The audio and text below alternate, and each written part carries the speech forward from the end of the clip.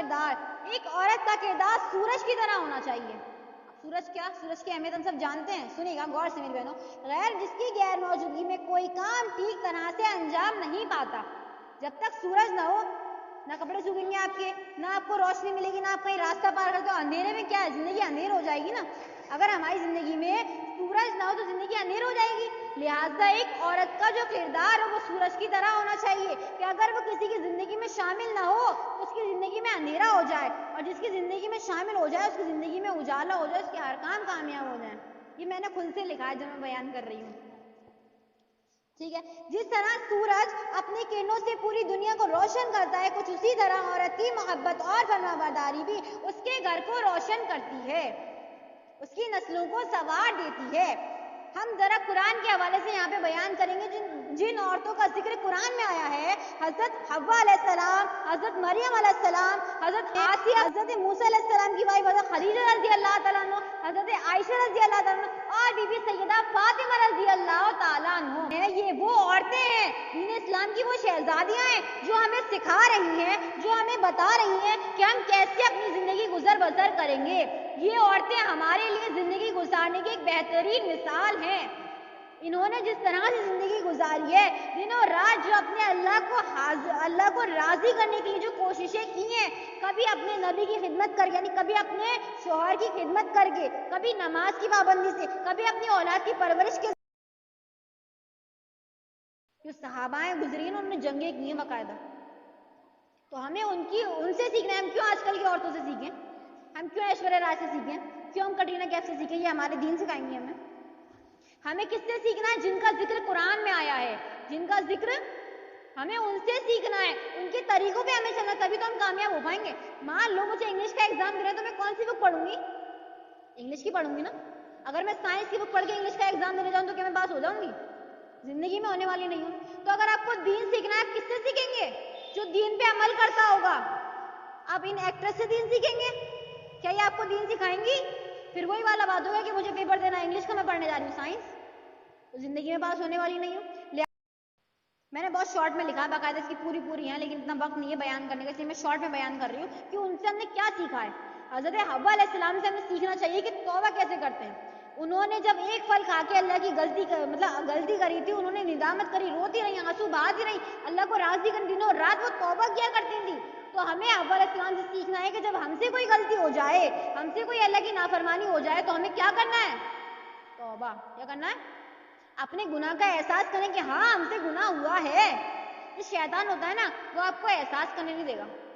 کوئی بات نہیں، لوگ اس سے زیادہ کرتے ہیں، تم تو صرف اتنا سا کیا ہے، تو نے حرام ہی تو کھایا، تو نے کیا کیا، لوگ تو اس سے زیادہ کرتے ہیں.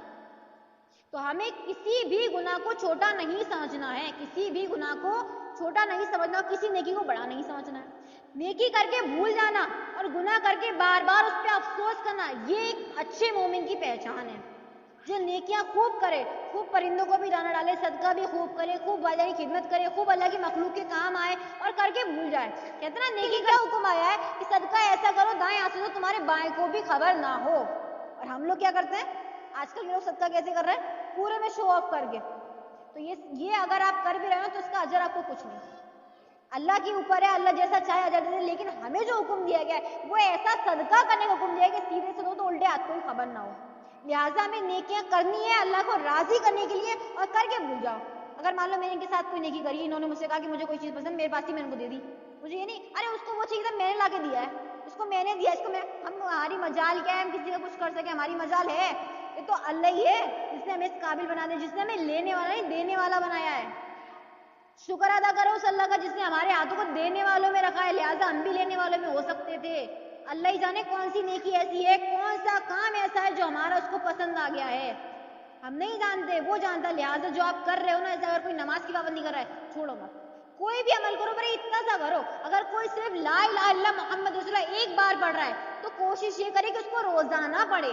ہم لوگ کیا کرتے ہیں؟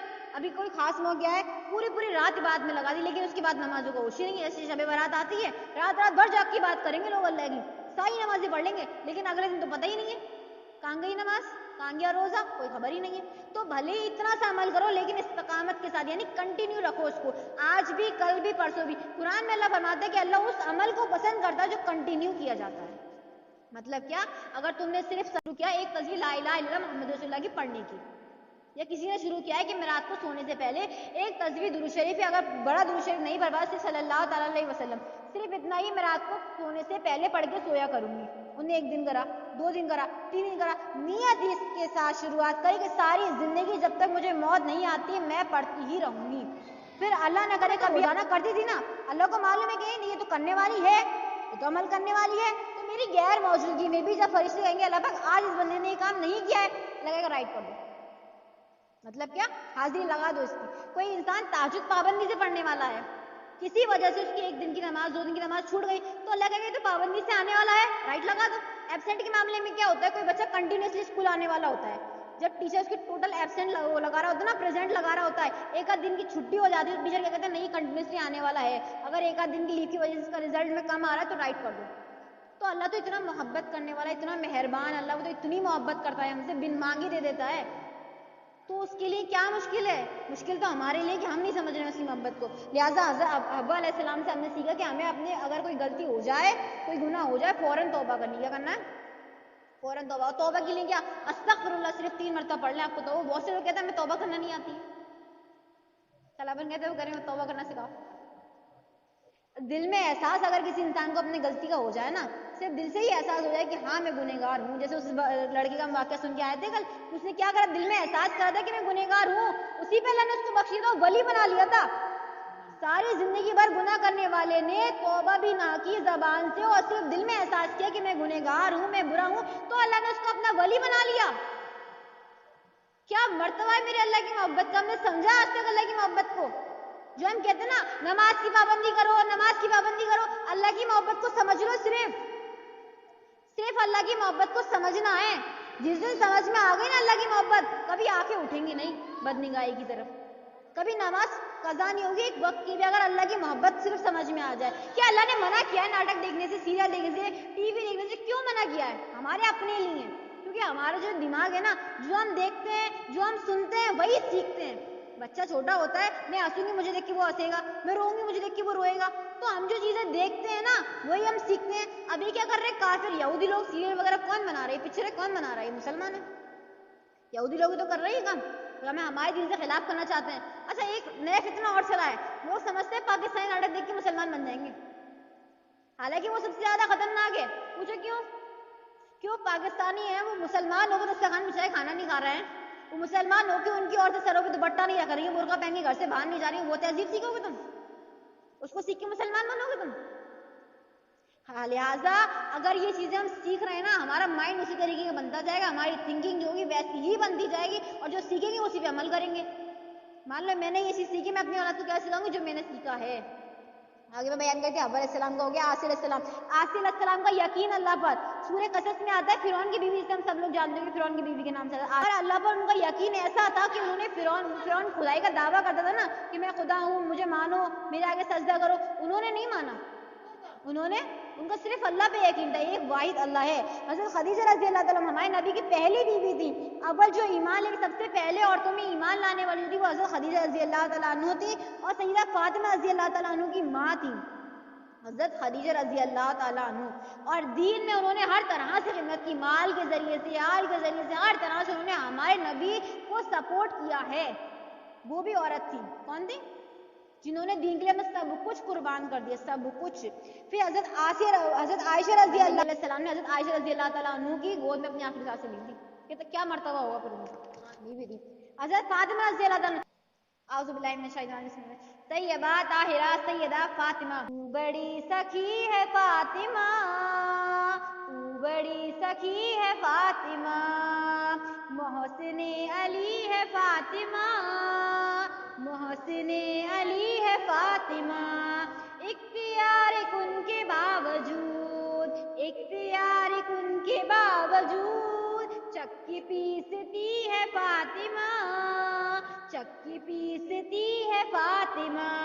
مصطفیٰ کو مانگنا پڑا، مصطفیٰ کو مانگنا پڑا، تب کہیں ملی ہے فاطمہ، تو بڑی سخی ہے فاطمہ. وقت کے امام کے لیے، وقت کے امام کے لیے आग पर चली है फातिमा, आग पर चली है फातिमा, ला इलाहा झूमने लगा, ला इलाहा झूमने लगा, सजदा कर रही है फातिमा, सजदा कर रही है फातिमा। रोटी तेरे हाथ की पकी अर्श तक गई है फातिमा, अर्श तक गई है फातिमा। लाड में खदीजा कहती थी, लाड में खदीजा कहती थी, रब की लाडली है फातिमा, रब की लाडली है फातिमा। तैयबा ताहिरा सैयदा फातिमा रज़ी, हम सैयदा फातिमा रज़ी अल्लाह तआला अन्हा की कनीज़े हैं, उनके गुलाम हैं। जब हम जन्नत में जाएंगे ना, अल्लाह जन्नत नसीब करे, सबको ये दुआ है, अमल तो जन्नत वाले किसी के भी नहीं है, तो अल्लाह जन्नती बनाए हमको भी। तो जब हम जन्नत में जाएंगे ना, हमारी जो सरदार होंगी, जन्नती औरतों की जो सरदार है, वो सैयदा फातिमा रज़ी अल्लाह ताला अन्हु हैं। लिहाजा हमें चाहिए कि हम उनके नक्शे कदम पे जिंदगी गुजारें, उनके तरीकों पे जिंदगी गुजारें। आप अल्लाह की लाडली हुआ करती थी, आया ना इसमें कि रब की लाडली है फातिमा। अल्लाह के मुस्तफ़ा को मांगने पर नबी के ने बाकायदा दुआ की थी, तब उनको सैयदा फातिमा रज़ी अल्लाह ताला अन्हा अता की गई थी। देखें, रसूल की बेटी नबी करीम रऊफ़ रहीम सल्लल्लाहु अलैहि वसल्लम की साहबजादी सैयदा फातिमा रज़ी अल्लाह ताला अन्हु, मौलाए कायनात हज़रत अली रज़ी अल्लाह ताला अन्हु की बीवी, इमाम हसन और हुसैन रज़ी अल्लाह ताला अन्हु की माँ, वो फातिमा है, वो फातिमा है। क्या मर्तबा है उनका। ये हुसैन की शान है कि वो फातिमा के बेटे हैं, ये अली की शान है कि वो फातिमा के शोहर हैं, ये मुस्तफ़ा की शान है कि फातिमा के वालिद हैं। तो हमें जो अमल करने हैं वो सैयदा फातिमा रज़ी अल्लाह ताला अन्हा के नक्शे कदम पे चलते हुए करने हैं। उनसे हमें सीखना है कि गुर्बत में, गरीबी में उन्होंने किस तरह गुजारा किया, उन्होंने कैसे अपनी औलाद की परवरिश की। हुसैन ने सजदे में सर कटा दिया। करबला का वाकया हम लोग सुनते हैं, मुहर्रम बहुत देखते हैं, यहाँ पे लोग मनाते, तो आज तक तुमने हुसैन की कुर्बानी को समझा? जिस दीन के खातिर हुसैन ने सर कटा दिया, क्या दीन था? नमाजों की पाबंदी करो, एक अल्लाह को मानो, तौहीद का नारा लगाने वाले, ला इलाहा इल्लल्लाह मुहम्मद से नहीं कोई माबूद सिवाय अल्लाह के। और हम क्या कर रहे हैं? इधर भी जा रहे हैं, उधर भी जा रहे हैं, इससे ही मांग रहे हैं, उससे ही मांग रहे हैं। मांगन तो सिर्फ अल्लाह से चाहिए, हम बस सिर्फ वसीले लगा सकते हैं। बुजुर्गान दीन जो होते हैं, जिनकी कब्रों पे हम जाते हैं, सिर्फ उनका हम वसीले लगा सकते हैं, उनके वसीले से हम दुआ कर सकते हैं। मांगते तो हम सिर्फ अल्लाह से, और देने वाली ज़ात तो सिर्फ अल्लाह ही की है। हम तो उनको और बदनाम करें, वो तो अल्लाह के महबूब बंदे हैं, उन्होंने बहुत इबादतें की हुई हैं अल्लाह की, बहुत बहुत अल्लाह की इबादतें की हुई हैं। हम जो जाके करते हैं ना, कुफ्र करते हैं, शिर्क करते हैं, वहाँ पे वो खुद हमसे नाराज होते हैं। ऐसा करने से तो हमें अल्लाह बस अपनी पनाह में रखे, शिर्क से अल्लाह तमाम की